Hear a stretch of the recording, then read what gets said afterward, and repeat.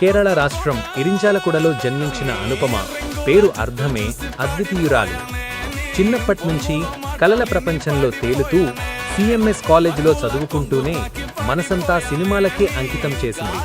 ప్రేమం చిత్రంలో మేరీ జార్జ్గా తన చిరునవ్వుతో తెలుగు, తమిళ, మలయాళ ప్రేక్షకుల మనసులు గెలిచింది. ఆ కొడి, జోమోంటే సువిశేషంగల్ వంటి విభిన్న పాత్రల్లో తన ప్రతిభను చాటింది.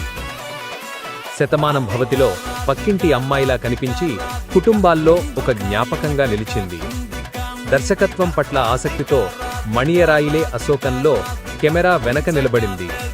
కార్తికేయ 2లో ఆధ్యాత్మికత, టిల్లు స్క్వేర్లో ఆధునికత, జానకి vs 8లో న్యాయం కోసం పోరాడే బలమైన మహిళగా అలరించింది. ఇప్పుడు ఆమె నటన కేవలం పాత్రలకే కాదు, భావాలకు, భవిష్యత్తుకు సంకేతం.